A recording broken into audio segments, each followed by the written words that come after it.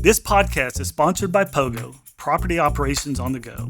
Facility managers know how challenging it can be to keep everything running smoothly. That's why Pogo was created, a white-labeled software solution designed by property managers for property managers. Pogo is your ultimate all-in-one platform for managing multiple assets. With Pogo, you communicate with your tenants, manage maintenance requests, control property access, manage bookable spaces, and much more. Plus, with advanced analytics, Pogo empowers you to optimize your operations anytime, anywhere. The best part? Pogo is completely customizable to fit your brand and business. Simplify your operations, enhance tenant satisfaction, and save money with Pogo. Ready to make the switch? Visit gopogo.us to schedule your demo today. Pogo, one system, multiple solutions at your fingertips. Hello everyone, Mark Beffort here, bringing you relevant discussions with leaders in the commercial real estate business. Today we have Matthew Benjamin, owner and operator of Uptown Hospitality. Matthew, welcome. Thank you so much. Yeah, so Matthew is our partner in a new venture for us, which is hotels. And you know, I was thinking, Matthew, when I asked you to come visit with us today, you know, you're a young kid. I'm an old man. And I've reflected back on thinking, you know, you can learn things from everyone, and you've taught me a lot. And I appreciate that, and I appreciate the partnership we have, because this hotel play that we have, we can't do it without you. And your understanding of the hotel industry and operations and really what makes things tick is impressive, especially for your young age. So let's talk. How did you get in to the hotel business? Well, I kind of got into the hotel business by accident, Mark. When I was in college, freshman year, there was this girl that I was kind of talking to, and she was going to study abroad in Ireland, and I really wanted to go visit her. It was going to be spring semester, but I needed a couple things to make that happen. First, I needed money for a flight, and or I needed travel benefits, and or hotel benefits, so I had a place to stay when I got there. So I went into the campus advisement office and said, "Hey, I really need a job at a hotel or an airline." How old are you at this time? Oh, freshman in college. What is that? So he's 18, like 18-ish, so 10 18? years ago. Yeah. Okay. And they first placed me at the Motel 6. And so I was all excited, walked into the Motel 6 and worked one shift.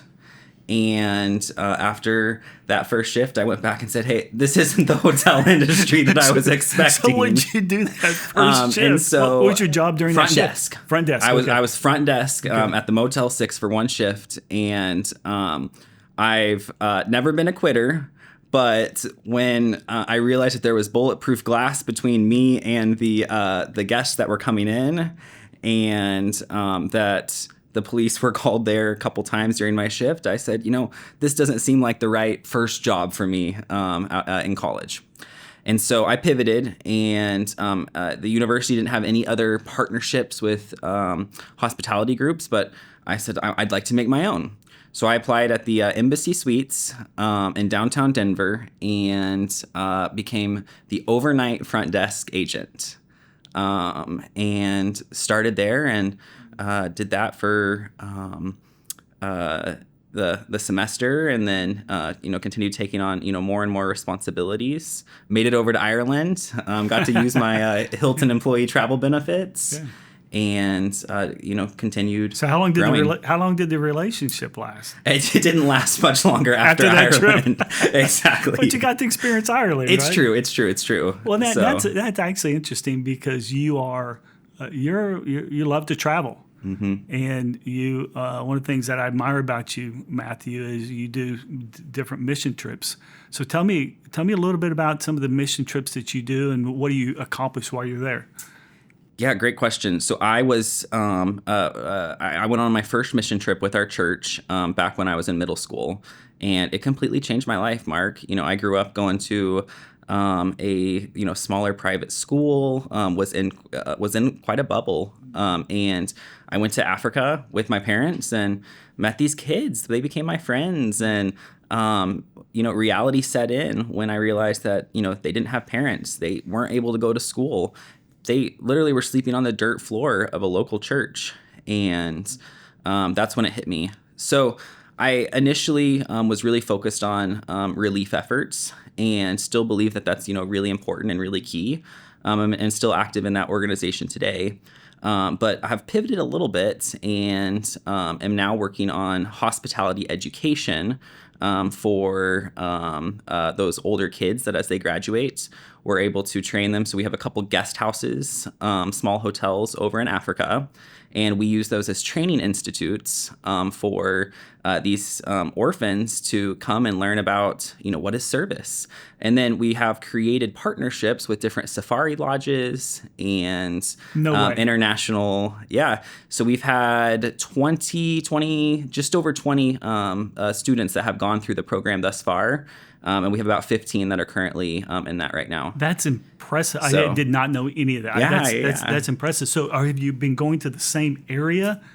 So I've been going to Uganda, the same country. And then in Uganda, we have a couple guest houses that are spread out throughout Uganda. But almost every time I go, I still go back to that same little orphanage and the same little church that I went to, 15 years ago.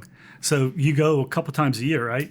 I do, yes. So when you show up, what do they call you? Amoti is my nickname. Amoti? Amoti. Why Amoti? They have, so in their culture, they have these different pet names is what they're called. And so they assign like one of 10 names to everybody. And Amoti's like their leader name. Amoti. And nice. So I've been Amoti for 15 years. I bet they're excited to see you when you come. So excited. Yeah. Okay, so let's get into the hotel business. Your depth of knowledge is truly remarkable and impressive. We talk every day, and a lot of different issues. Where you talked about the on-the-job training when you started the front desk. Where'd you really get the depth of your knowledge? Was it through education? Was it on-the-job experience? What was it? So I would say my education was really valuable.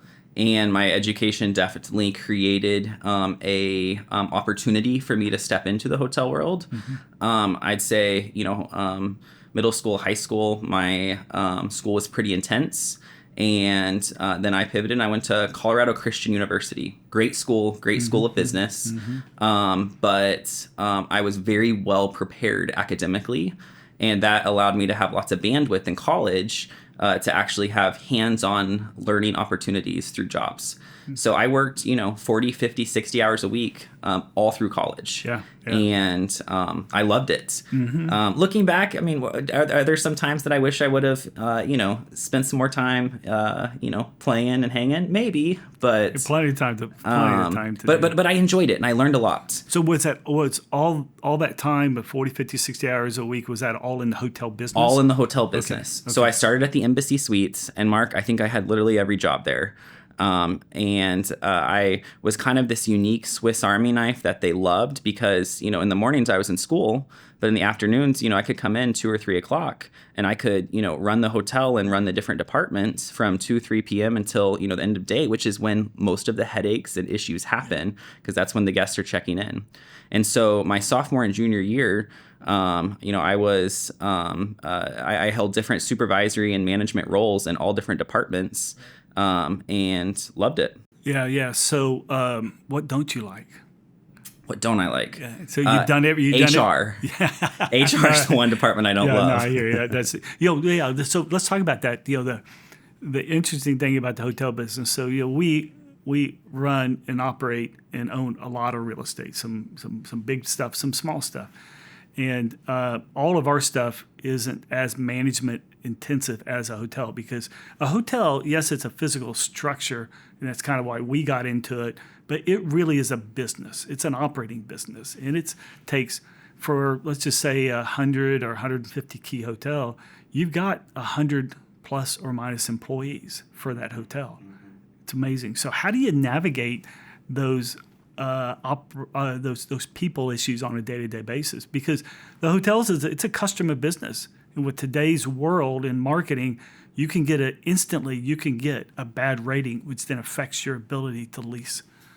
Hotel. Great question. So the first thing for me is I want to have personal relationships with our leaders on property, because if I can get ahead of issues before they become an explosion, that's really key.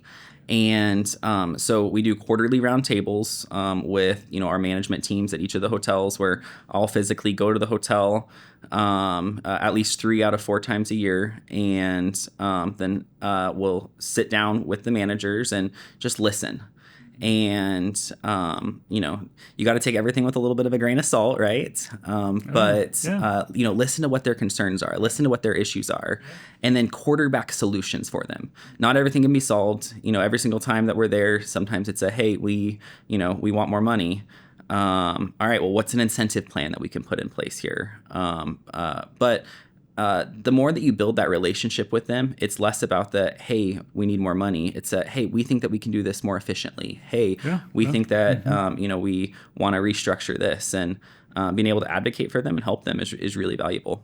And I've watched you do that, because you're not just a bunch of rhetoric. You actually do that, and you it's very impressive on how you're able to really engage with people and listen to them. I think listening is very important. So that's impressive. So, the hotel business, it's a very fine-tuned process.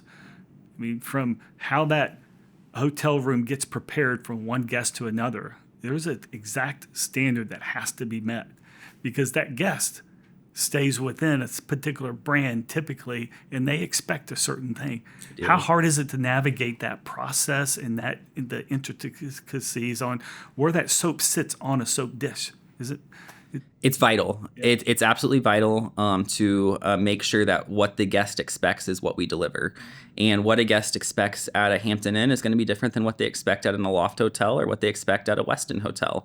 And making sure that our teams are aligned to those brand standards is really important. And it goes all the way down, just like you said, to training the housekeepers.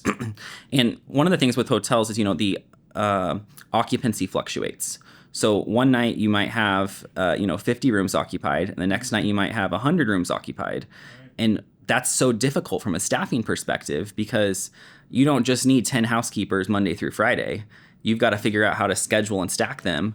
And when you can't, you've got to bring in task force or third-party support to clean those. So I'll tell you where the biggest challenge is in Tulsa, for example, we have, large volleyball groups that come in, and they have every single room, and typically they have multiple people and lots of kids in each room.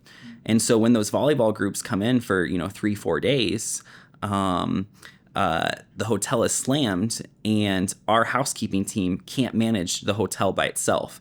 So then we have to bring in 10 additional, folks to help support during that time, and making sure that they understand the brand standards is really key. Right.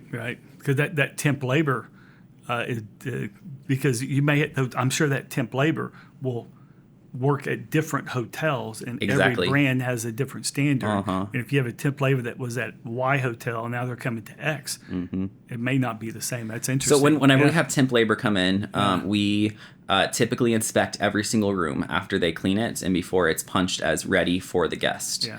And I remember I walked into a room once that a temp labor person had cleaned, and they had done one of those like origami swans out of the towel on the bed. Put it on the bed. That's pretty impressive. I was like, I wonder where they've worked before. This is not a DoubleTree This is not a DoubleTree, but maybe we ought to make it.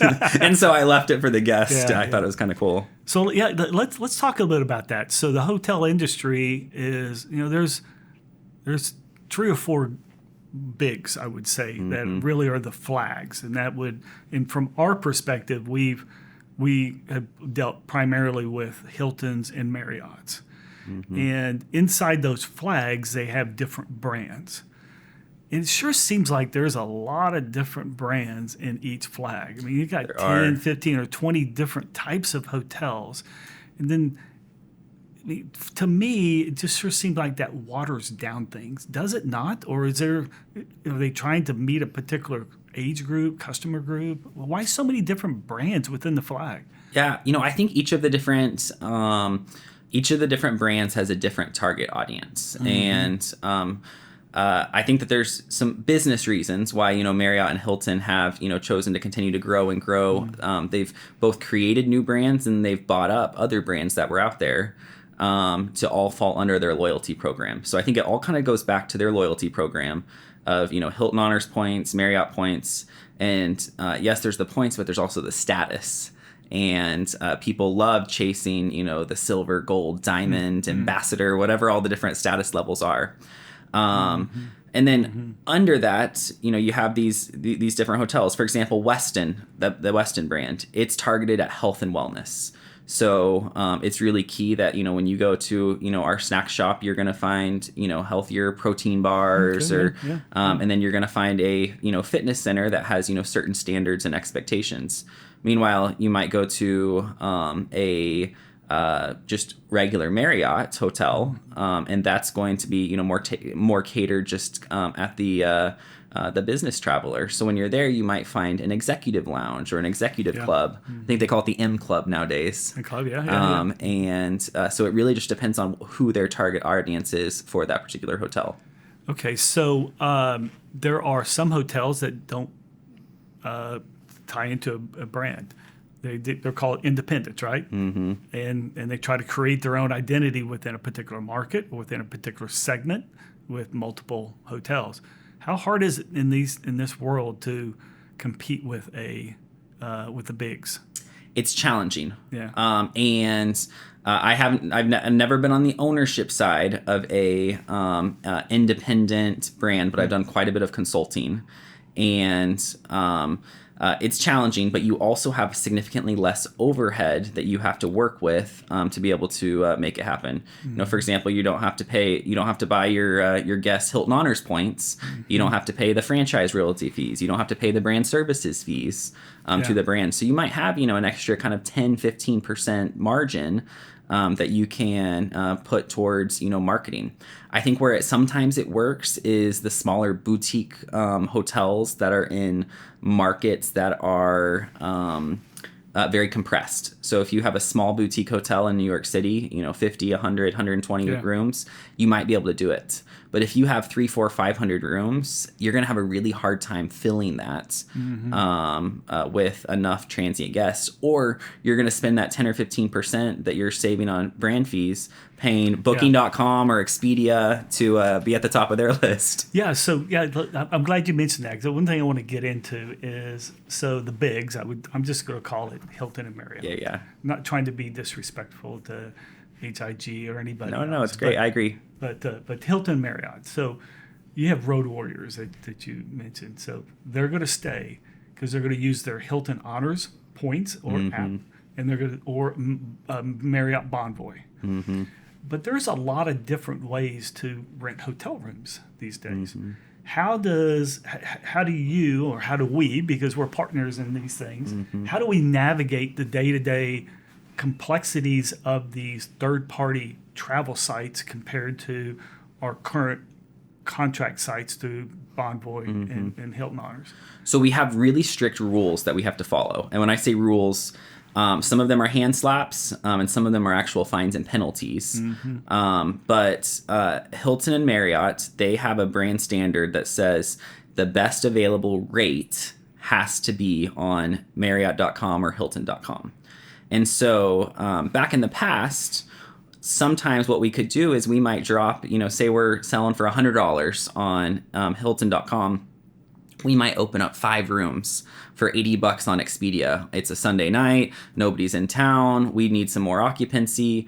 I mean, your fixed costs are already there. It only is going to cost us $20 to clean the room. Let's get some people in there.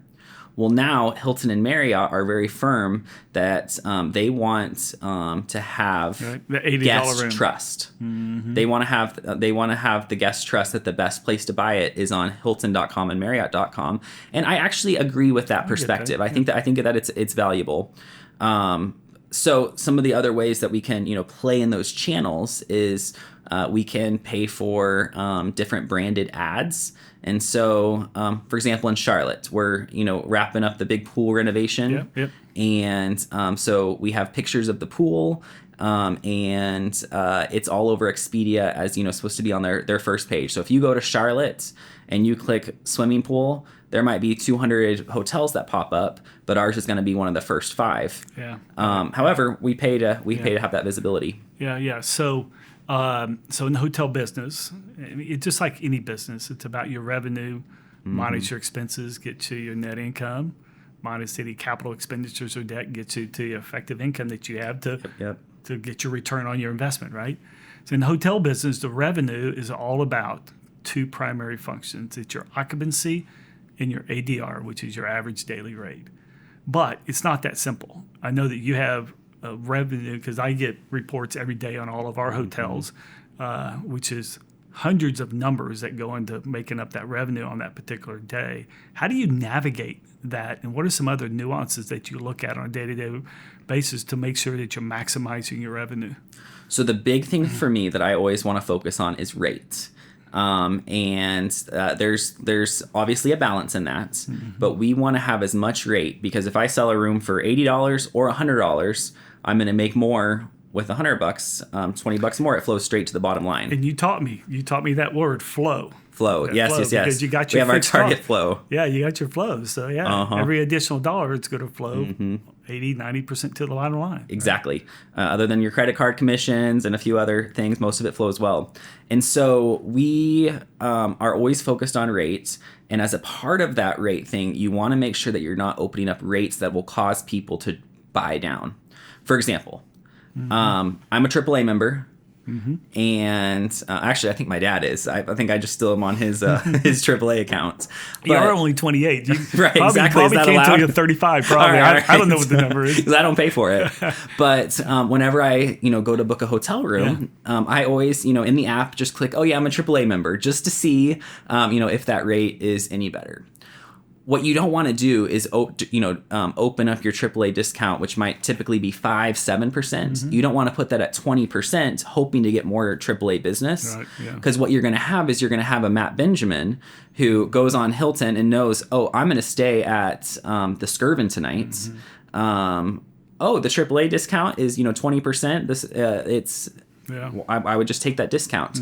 Meanwhile, you also want to be careful that if you are just looking at a guest that's shopping for the entire market, if I'm not committed to staying at Skirvin and I'm committed to staying at anywhere in the hotel, in the area, I might look at, okay, what is the Colcords rate? What is the Colcords AAA rate? What is the Nationals rate? What is the Nationals AAA rate?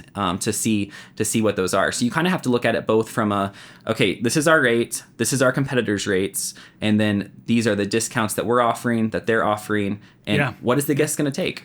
Yeah, so that leads two questions. The first is, how do you navigate? I'm going to narrow it down to three primary categories. You have your contract rate. So you have contracts with different businesses or different institutions that if they stay in one of these hotels, this is the rate they get. And that is across the board wherever in the country. Then you have groups that you do contracts with for a group to come and stay at the hotel. For whatever reason, because of a seminar or something. And then you have your transient. How do you navigate and manage that on a day-to-day basis? Great question. So contract for us typically is going to be crew, so airline crews. Okay. That's usually who stays with us. So whether it's, Delta, their flight attendants, their pilots, or any of the other airlines. And the great thing about crew is they come every night, unless there's weather or something crazy. And oftentimes they'll still pay for their rooms, but they want, 6, 12, 18, 24. Some of our larger hotels, we might have 150 rooms a night held for them. Okay. And that's great because it's guaranteed. Is there a percentage that you want to maybe have those contracts? All depends on the hotel. Okay. Every single hotel. Location, For example, city? here in Oklahoma City, at the Skirvin, I don't want any. Yeah. Cool. Because they're not going to want to pay the rates that are high enough for the value of the hotel. Yeah. But then, you might have a DoubleTree in Charlotte, for example, that's right by the airport. Right. And it fluctuates occupancy so much. It's great to have a nice, 20-30% base of occupancy every night that is there. Yeah. And then you have the transient. And transients, you've already talked a little bit about that. So let's talk a little bit about quality. Okay. Our portfolio, we have 10 hotels, and you have all the different types of hotel, limited service, all the way up to luxury, right? And we try to maintain high-end hotels that really is high on the guest experience. Does that matter? Or does. Or are people just trying to get the best dollar? So I was at a meeting with Marriott a few months ago, and they shared that all of our Marriott hotels are in the top 20% of Marriott's from a which is a big win. Yeah. And I think our Hilton ones are very high up there as well. And so when we're looking at it, one of the things that I always have to remember is, okay, who is our target customer here? Because in New York City, I'm probably going to have a customer that's going to want robe and slippers, but at the DoubleTree in downtown Tulsa, they're not probably going to have that same expectation. So how do I balance that? But at the same time, the rates in Tulsa are $150. The rates in New York are $300-$400. So balancing that, and it's something that I'll tell you with my teams, it's a constant struggle because they're like, oh, well, we're doing this at this hotel and this works. We're doing this at this hotel and this works. Okay, who is our target audience? Going back to the brand, the Westin. Who is our target audience? Yeah, that's right. So like at Skirvin Hotel downtown Oklahoma. So we just went through a huge renovation, and I looks think incredible. Yeah, I mean, in that particular hotel, wanted to restore the ambiance of the best building in Oklahoma City, the best hotel in Oklahoma City, and honor the history. And I think we have a really, really good product. Probably one of the best products inside the Skirvin. I mean, inside the Hilton brand, right? Because Hilton is a brand. Hilton also is the flag, but there's a Hilton. And did we overdo it, or did we do it just right? I think we did it just right. Okay. I think that the quality tied with the historical aspect of the property is really valuable. I think that it was an incredible restoration. Yeah. So would you have changed anything? I don't think so. Okay. I would say that the one thing that when we look across kind of all of the hotels, including the Skirvin, that's really key is service. And we understand what standards are. Every guest, I always tell my teams, they deserve a clean room. It's not they expect it. Whenever they say, oh, our guests expect clean, yes, they do. They need to have it. But service is really key. And I think that over the past, 4 or 5 years, we've seen a shift. Pre-COVID, I think people were, getting kind of excited about some of the technology of the, what does it look like to check in on my app? Yeah, and then during COVID, they really shifted to that because they didn't want the face-to-face interaction. But now in our culture, people are craving that face-to-face interaction. Yes. And they're craving the relationship at the hotels. So Skirvin's big win at this point is being able to build those relationships with our guests with such an incredible product. Because the guests aren't coming down complaining about the rooms. The guests are coming down saying it's incredible. And our staff is then able to, build those relationships. Yeah. So with so many employees, how do you manage the one employee that really doesn't buy into the guest service? Because to be in the hotel business, you have to be service minded. Now, I'll give you an example. Yesterday, I'm not going to mention the gas station, but a certain gas station, they are incredible at their customer experience, even at a gas station. But I walked in to buy some gum, like this little Dentine ice gum. And I went to the counter. The lady didn't say a word to me. Took my gum out of my hand, scanned it in, set it down on the counter, didn't give it back to me. I handed her my money, and she didn't hand the money back to me. She set it on the counter, maybe reached to go get it. And then I said, thank you, and she wouldn't say a word to me. That was the worst experience I've ever had. I've never had that experience at that particular company. So I got to thinking, wow, I wonder if we have any of those type of employees. How do you manage that? I'm sure we do, Mark. But I'll tell you, we use a lot of data. Okay. So every single guest survey that comes through, I can open my laptop and tell you who checked the guest in. Yeah. I can tell you who checked the guest out. And so when I see that, and I can filter it in an Excel spreadsheet by, Fred checked in, these guests, or, hey, we've had, these. So the data piece from, where I sit is really valuable, because then I'm taking a screenshot of that and I'm texting or emailing the general manager saying, hey, what's going on at the front desk here? We have 10 guests that have said that. And, there's always going to be a one-off situation where, somebody thinks. But when you see a trend, that's when, you follow up on it. Yeah, and we all have bad days. Yeah. We all have issues. And I'm sure that wasn't really pointed at me, but it was an experience that I had that it wasn't really that great. So, I think one of the interesting things about the hotel business, it is very score-minded. So, like in Marriott, they have the ITR, intent to recommend. It's a really a very interesting.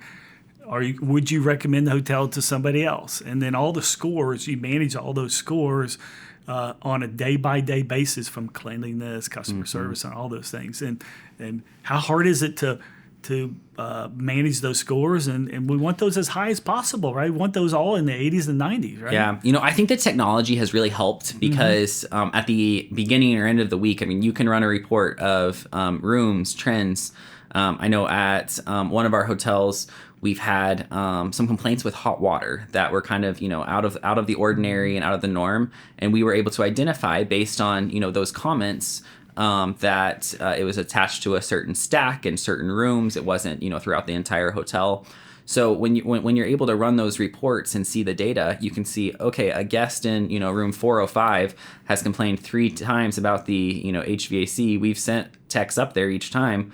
What's going on? We got to get our arms around this. I want a video of what's going on in that room. Yeah, that's good. And so the data really helps, and being able to look at it from multiple different directions is valuable. Yeah, we do that same thing in the commercial business, from maintenance work orders and stuff, and relating that to equipment and life and all this kind of thing. I think that's very important. So, when I first got into the hotel business, I thought, okay, this isn't going to be as capital intensive as maybe some other buildings, but I quickly realized that's not the case, because the brands or the brands have certain standards that have to be met, and they're constantly changing those standards to evolve with society as society moves. And there's also a complete refresh that needs to be done in these hotels every 10 to 15 years. And that becomes overwhelming, especially when you get to a period of time that we experienced in 2020 with COVID, because the hotel business was turned upside down. And I think it's still recovering from a CapEx perspective. Like, there's still several owners that haven't, invested the capital necessary to catch up to, those cycles. It's hard, because a lot of people are just trying to survive. Yeah, it's when you're true. trying to survive, you're just trying to pay your debt service, your operating expenses. Exactly. So you got to cut someplace. But what people don't understand, that aren't in the day-to-day operations of physical assets, is when you don't attend to something, it gets worse. You got to continue to make those capital improvements. So how do you navigate capital improvements on a day-by-day basis? Well, Mark, I'll tell you, I think you've actually been the one that's taught me a lot about the capital improvements piece, because I'm constantly pushing the revenue, trying to get flow, and trying to get flow, and you've done a really good job of continuing to encourage the portfolio of, hey, what is the guest expectation? What do we want these assets to be long term? Versus just deferring. Well, I appreciate saying that, because I thought I was only learning from you. So you learned a little bit from me. I've learned a lot, Mark. I've learned a lot. I've learned a lot from you. Yeah. So what are some of the challenges we see in the hotel industry today? From CapEx perspective, or just kind of across? Just across anything. Across the board. Because, it's, with travel, you hear reports of business travel is up, then it's down, and it's just uncertain as to where. I'll tell you, there's so much anxiety in the market. Yeah. It varies, because you'll have a couple really strong weeks where you see trends, and then you're like, well, this looks really good, and you push the forecast up, and then the following week, your trends, go back down, and you're like, well, what happened? And then the following week's a holiday, and so there's the there's just a lot of adjustments from the overall kind of macro situation that we've seen. For example, a few weeks, I guess last weekend, in New York City, they had lots of protests that were taking place, and in almost one day, we had 300 cancellations at the hotel. Now we were able to pick back up new reservations. I wonder if it was people coming for the protests, and so. But when you start to see your occupancy go down and then back up all over the course of 24 hours, it's really challenging to stick to a strategy and hold firm versus making sure that you're able to pivot quick enough to capture as much demand. Yeah. So technology is evolving in every business, whether it's AI or any just day-to-day technology on how you manage your workflow and stuff. What are we seeing in the hotel business in that respect? That's a great question. So all of our revenue management systems use technology on a regular basis, and it looks at all of the demand in the market, and it adjusts your rates versus the comp sets rates versus demand, how many rooms you have available. So on the revenue management side, it's significant. Now we're also using quite a bit of technology on the labor management side, and so taking a look at minutes per occupied room, housekeepers, what the labor management looks like, and so that's been a really key thing. And then AI, it's funny how big it's become. My mom, she went with me to Africa last week, and she couldn't figure out how to recline her seat on the flight. And so she opens up ChatGPT and says, how to recline a seat on AA flight blank. That's awesome. That's awesome. And so I think that as we continue to, see that continue to penetrate throughout the rest of our guests, the large brands are going to have to continue stepping up, especially on, their mobile apps, online, all that. Yeah. One thing that really surprised me in the hotel business is the sharing of data. And daily, you through STAR with Smith's Travel and Leisure, the STAR reports is a staple within the business, and that STAR report tracks your performance of your hotel to your competitors in what you call your comp set, right?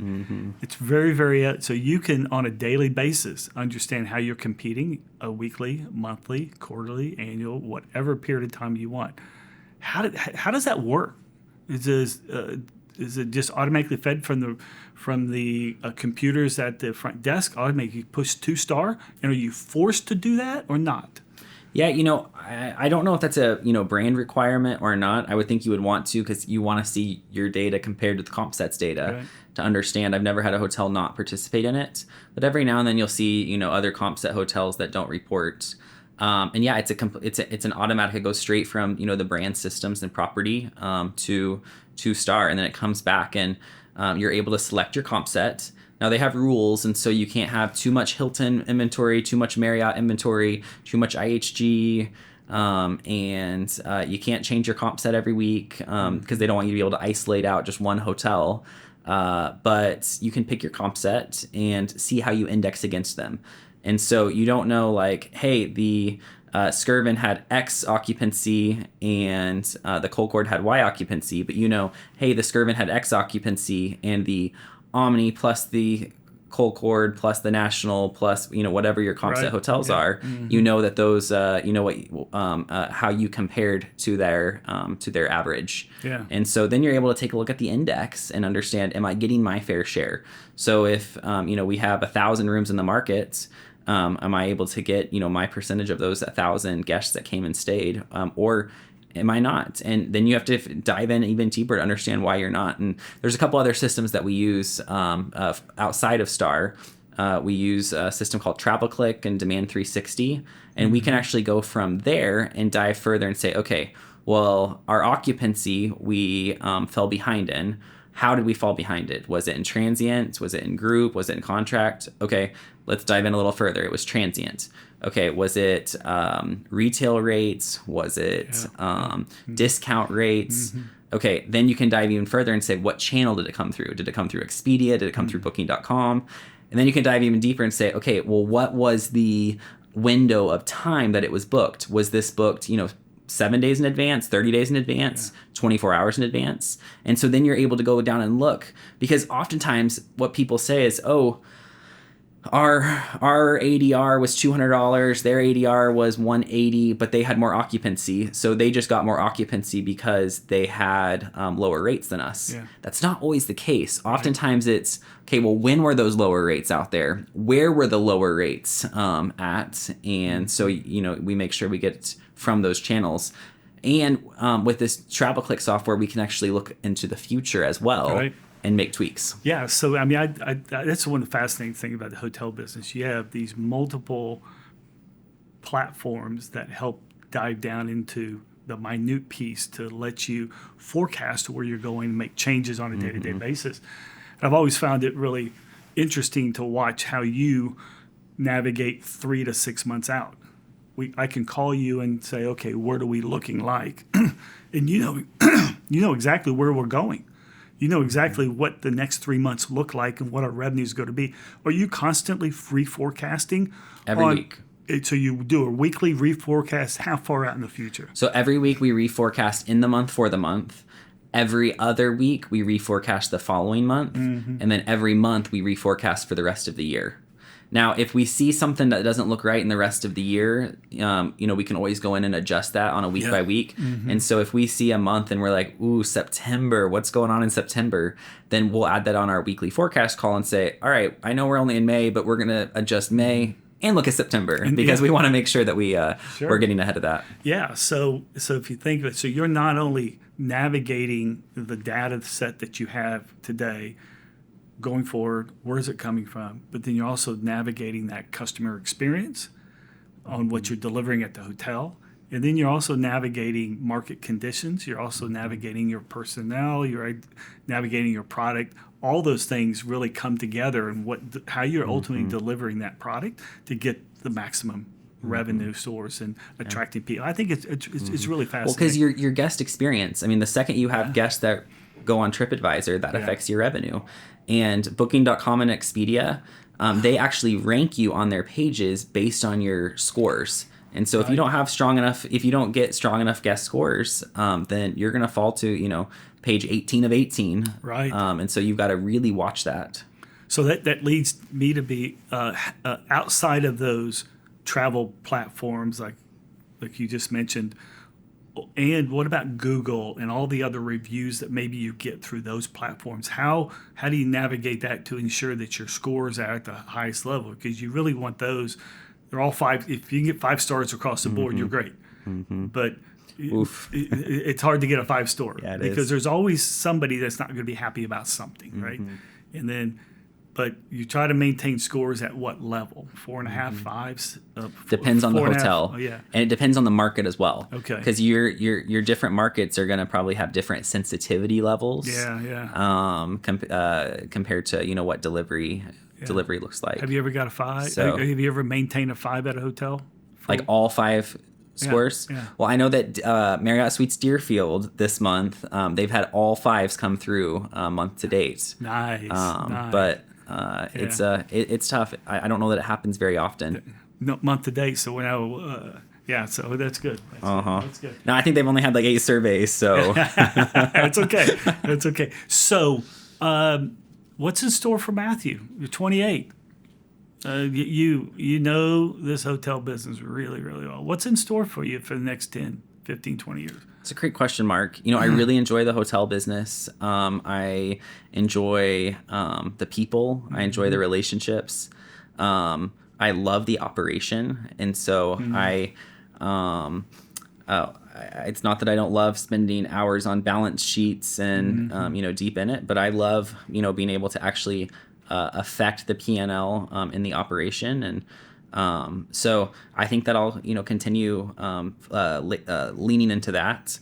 Over the past 5 years, I've done a ton of consulting, a lot of, lender work. There's been so many transitions in the market, and I'm slowly stepping away from that. I'll do it from a relational perspective at this point if a lender reaches out and needs something, but I really prefer being able to build those longer term relationships with the property teams. And if you can build that team, you can see them succeed. And I love that. And so I think continuing to build those relationships long term and pushing assets to be successful is kind of where my sweet spot is. Well, Matthew, thanks for being here today. I'm proud to call you a partner. Me too. I love who you are and the person you are, and I think this podcast is called Real Opportunity, and we try to really look at where the opportunities are, and primarily in the real estate business, but also about people. And I try to come up with what we call the real op of the day. And I think listening to you, the real op from you is passion. And really, you have a passion for what you do. And I think that if anybody could really get that passion in what they do for you, they'll be successful. So thank you for being here today. Thank you, Mark. Thanks. Yeah. You're awesome, man. That was Thank great. you. Yeah.